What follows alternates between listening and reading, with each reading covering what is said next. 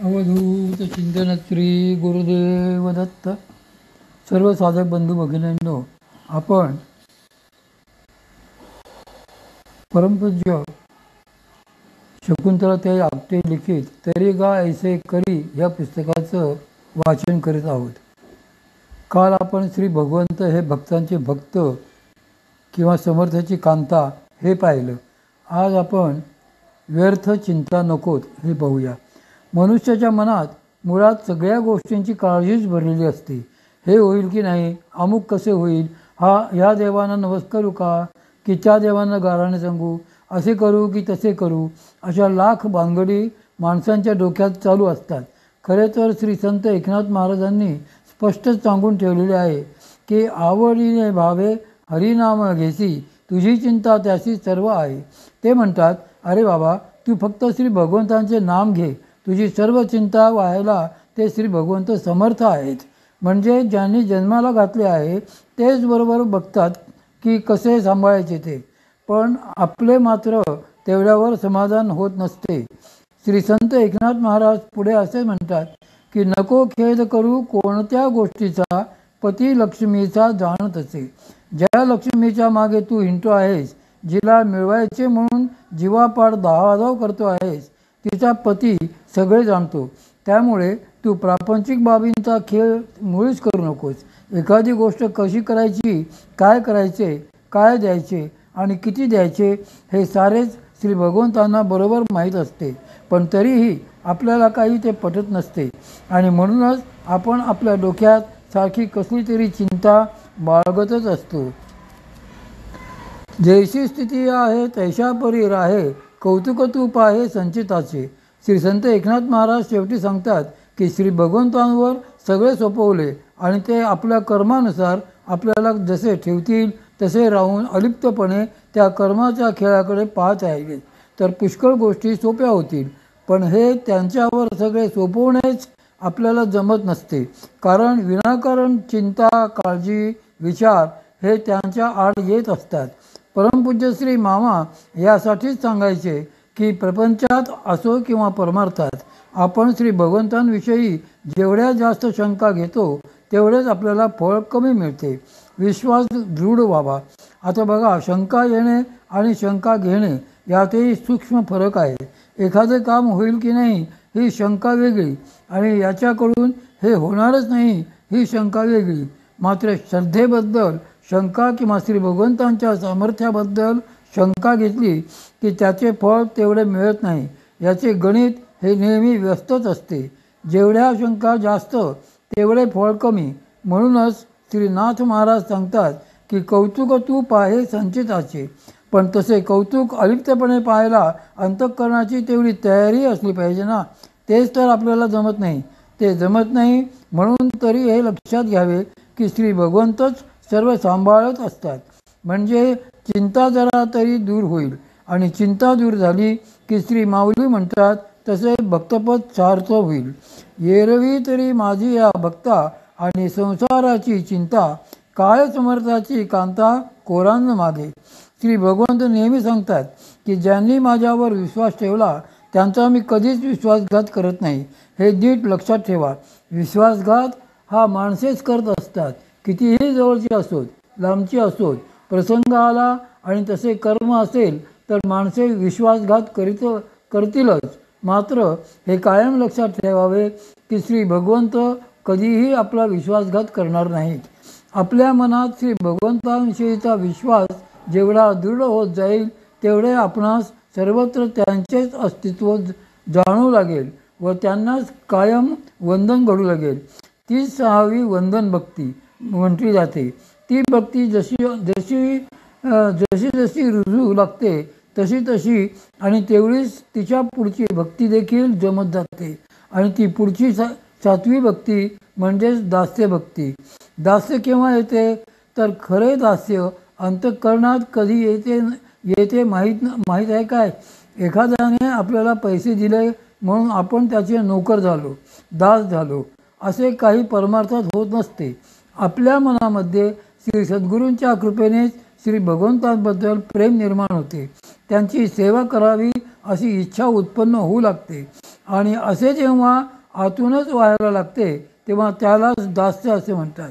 दास्य म्हणजे काय, तर श्री भगवंतांची चाकर रूपाने सेवा करावी, त्यांच्यासाठी जगावे आणि त्यांच्यासाठीच सगळे करावे असे वाटायला लागणे. असे दास्य कोणाकोणाला लाभले होते? एक दोन उदाहरणेच द्यायची झाली तर श्री हनुमंतांना समर्थ श्री रामदास स्वामी महाराजांचे शिष्य श्री कल्याण स्वामी यांना असे दास्य लाभले होते. श्री कल्याण स्वामी हे तर सदैव श्री रामदास स्वामी महाराजांचे दास होऊनच राहत असत. कसे ते सांगते. श्री कल्याण स्वामींची सेवा. समर्थ श्री रामदास स्वामी महाराज सज्जनगडावर राहायला गेल्यावर काही दिवसांनी त्यांनी श्री कल्याण स्वामींना जवळ बोलावले आणि ते त्यांना म्हणाले की कल्याणा, आपण ते राहायला आलो खरे, पण थोडी पंचायत आहे रे. ते ऐकून श्री कल्याण स्वामींनी विचारले, का, काय झाले महाराज? त्यावर स्वामी महाराजांनी उत्तर दिले की अरे, येथे गडावर पाणी नाही. तेव्हा कल्याण स्वामींनी विचारले, असे, मग ते कुठून आणले पाहिजे? त्यावर समर्थ श्री रामदास स्वामी महाराजांनी सांगितले की पाणी बऱ्याच दुरून आणावे लागेल. हा संबंध डोंगर उतरून खाली जी नदी दिसते आहे तिथून पाणी आणावे लागेल. ते ऐकून श्री कल्याण स्वामी म्हणाले, काही काळजी करू नका महाराज. श्री रामदास स्वामींनी विचारले, काय करशील की यासाठी? त्यावर श्री कल्याण स्वामी म्हणाले, पाहतो. यापेक्षा ते जास्त काही बोलले नाहीत. दुसऱ्या दिवशी समर्थ श्री रामदास स्वामी महाराज पहाटे पूजेला आले तर तेथे स्वच्छ निर्मळ पाणी भरून ठेवलेले होते. ते रोज बघत होते की आपल्या स्नानाची तयारी आहे, आपल्या पूजेसाठी पाणी भरून ठेवलेले आहे, आपल्याला पाण्याची काहीच कमतरता पडत नाही. हे बघितल्यावर त्यांना खात्री पटली की हा कल्याणच यासाठी काहीतरी करत असावा. म्हणून एके दिवशी श्री रामदास स्वामी महाराज कल्याण स्वामींना आपली चाहूल लागू न देता गडावर पलीकडच्या बाजूला जाऊन उभे राहिले आणि कल्याण स्वामी काय करत आहेत ते बघायला लागले.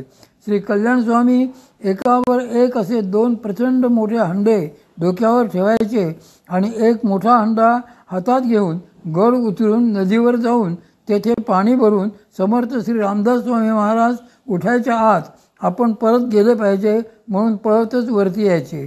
त्यांचा तो नित्यक्रमच झालेला होता. त्यांची ती अचाट सेवावृत्ती बघून श्री समर्थांच्या नेत्रामध्येही अश्रू तरळले.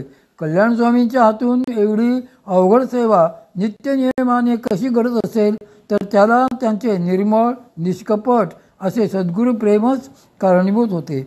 असे प्रेम जर अंतःकरणात नांदत असेल तरच खरेखुरे दास्य साधे. एखाद्याच्या अंतःकरणात जेव्हा आतूनच असा सेवाभाव येतो त्याचा दास्यभाव पुष्ट होतो तेव्हा श्री भगवंत स्वतः सरसावून त्या भक्ताला मदत करीत असतात. त्यानंतर पुढची जी भक्ती उदय पावते ती म्हणजे 8वी सख्य भक्ती, अर्जुनाचा सख्यभाव. सख्यभक्तीचा आदर्श म्हणून सर्वात प्रथम डोळ्यासमोर येतो तो अर्जुनच.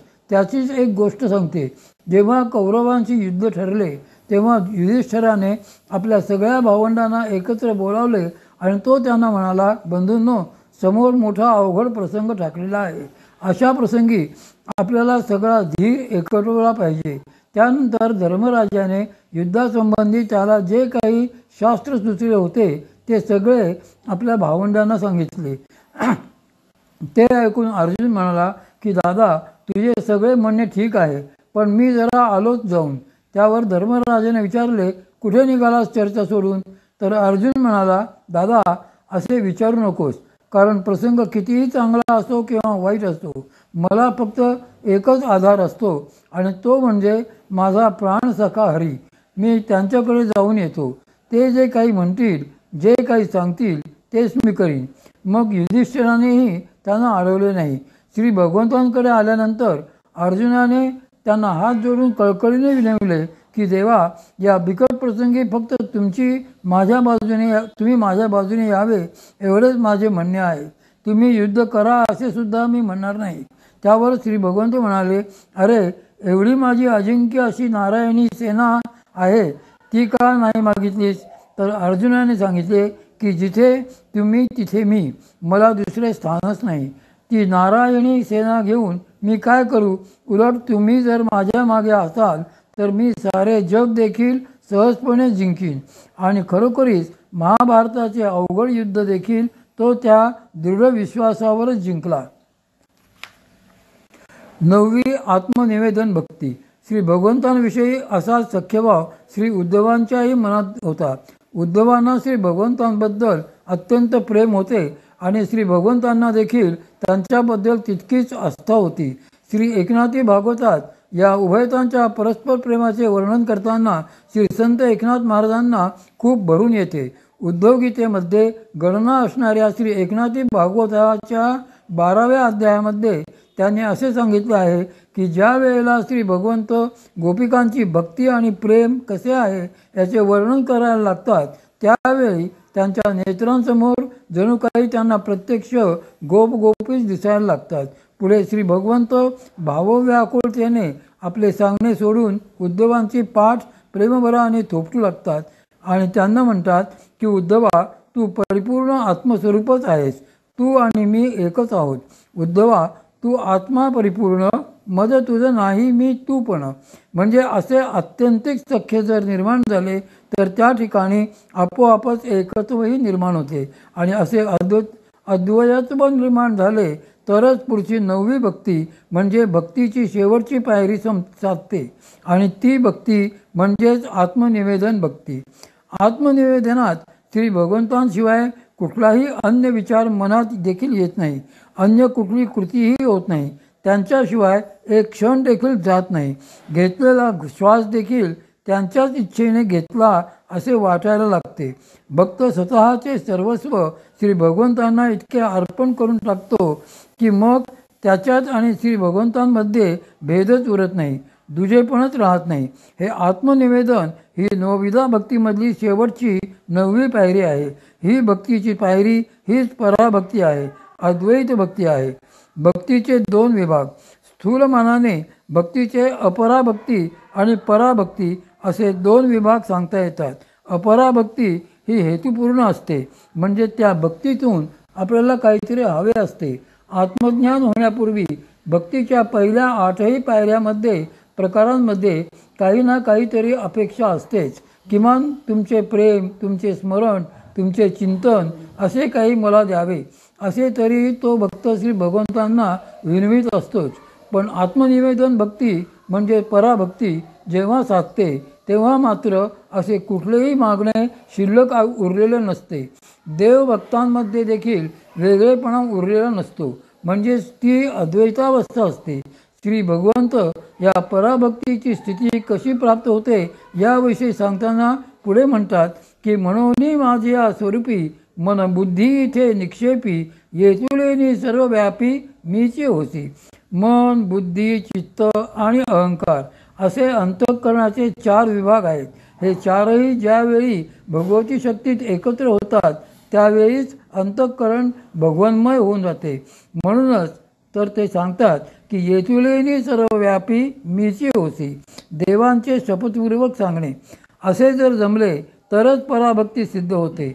श्री भगवंत अर्जुनाला याचकरिता म्हणतात की अर्जुना, तू फक्त एवढेच कर, मला माहीत आहे की तुला एवढे नक्की जमेल. यया बोला काही अनारिसे नाही, आपली आण पाही वाहतसे गा. पार्था, हे माझे सांगणे यत्किंचितही अन्यथा नाही, हे तुला मी आपली शपथ घेऊन सांगतो. त्यावर अर्जुन म्हणतो की देवा, आपण म्हणता हे जरी खरे असले तरी मला माझे मन माहीत आहे ना. तुम्ही मला जे सांगितले ते सगळे कबूल आहे, पण मला काय जमणार नाही हे मला चांगले माहीत आहे. इतकी वर्षे मी त्या मनाशीच झगडत आलो आहे. अरे बापरे, बरंच आहे.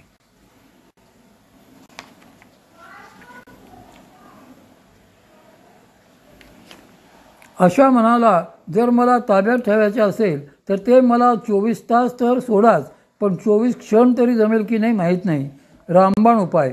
अर्जुनाने असे म्हटल्यावर श्री भगवंतांना त्याची कीव आली, कारण त्याने आत्मनिवेदन केले, सत्य तेच सांगितले. त्या योगे श्री भगवंतांच्या मनात त्याच्याविषयी मोठी करुणा उत्पन्न झाली आणि त्यांनी मग अर्जुनाला एक उत्तम व रामबाण असा उपाय त्यांच्या व्यथेवर सांगितला. त्यांनी त्याला काय सांगितले तर तरी गा ऐसे करी, जया 8 पहारा माझारी, मोटके निमिषभरी देत जाई. देव म्हणाले, ठीक आहे, संपूर्ण 24 तास जरी तुला माझ्याकडे चित्त देणे शक्य झाले नाही तरी रोज नियमाने फक्त क्षणभर का होईना, मोठके निमिषभरी पण माझ्याकडे चित्त लावीत जा. अर्जुना, एवढे तरी करशील ना? तेवढे तरी केलेस तरी तू हळूहळू मत्स्वरूपच होशील. आता ह्यात देखील एक गोम आहे. निमिषभर मोठके लक्ष देणे म्हणजे नेमके काय? तर मनामध्ये अन्य कुठलाही विचार नसताना फक्त श्री भगवंतांचाच विचार काही काळ करणे आणि तोही रोज नियमाने. ही काही वाटते तितकी सोपी गोष्ट नाही. एकदा करून बघा. एकदम जमणार नाही, कारण आपण कितीही प्रयत्न केला तरी मनात लगेच दुसरा कुठला तरी विचार येतोच. आपल्याला कळतही असते की आपले मन येथे नाही म्हणून चिकाटी गरजेची.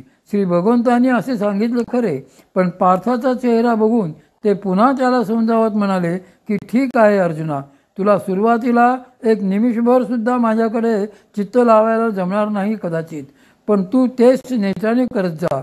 मग तुझ्या चित्ताला हळूहळू माझी गोडी लागू लागेल व ते भोगांचाच कंटाळा करून स्वतःच माझ्याकडे येऊ लागेल. असे होता होता तैसे भोगा आतुनी निगता चित्त मज माझी रिंगता, हळूहळू पांडुसुता मीचे होशील. श्री भगवंत अर्जुनाला किती चिकाटीने सांगत गेले बघा. कारण मन एकाग्र करणे हे काही सोपे नाही. ज्याचे मन सहज एकाग्र व निरुद्ध होऊ शकते त्याला साधनाचीच गरज उरणार नाही. श्री भगवंत सांगतात की तैसे भोगा आतुनी निमगा, भोग भोगता भोगताच त्यातून कंटाळून निघून चित्त मज माझी रिगता. चित्त जेव्हा माझ्यापाशी रमायला लागेल त्यावेळेला ते मत्स्वरूपच होऊ लागेल. त्या योगे ते हे पार्था, तूही माझ्या स्वरूपीच येशील. हळूहळू पांडुसुता मीचे होशील. पण त्याकरता अभ्यासाची चिकाटी मात्र हवीच. मी करतो हा भाव नको. देवाने एवढे परोपरीने समजावले तरीसुद्धा अर्जुनाचा चेहरा आपला पडलेलाच होता. त्याला वाटत होते की हे नाही जमायचे मला.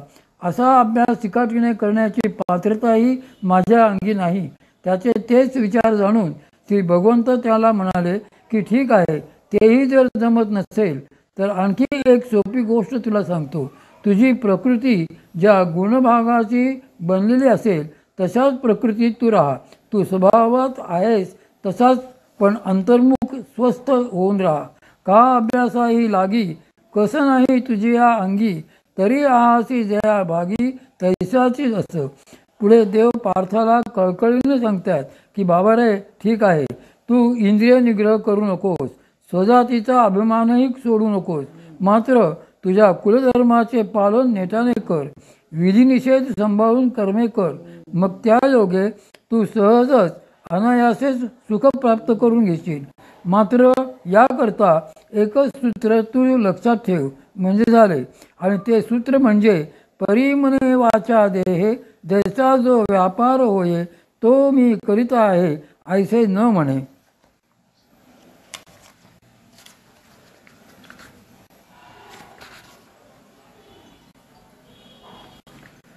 आपले मन, वाचा, शरीर यांच्याकडून जसा व जो काही व्यापार व्यवहार होईल तो मी करीत आहे असे मात्र म्हणू नकोस.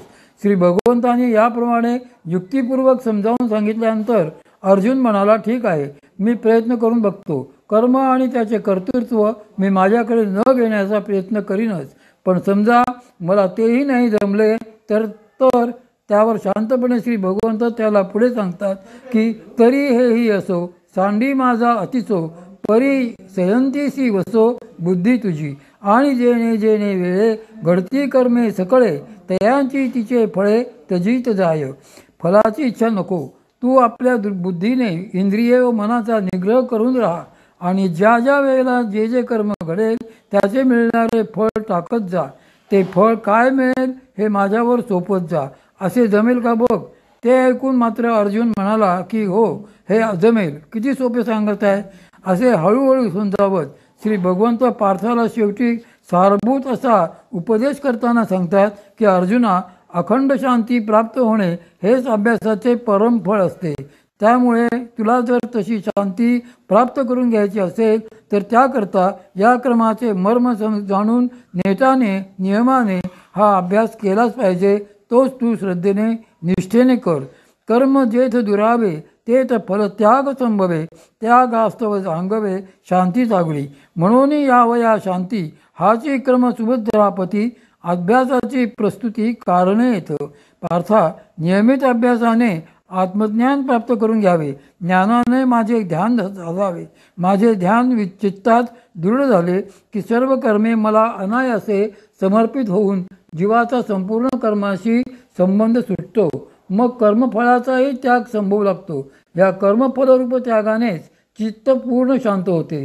त्यामुळे चित्ताला अशी शांती निर्वासन स्थिती लाभण्याकरता हाच अभ्यासाचा क्रम निर्लसपणे अवलंबिला पाहिजे.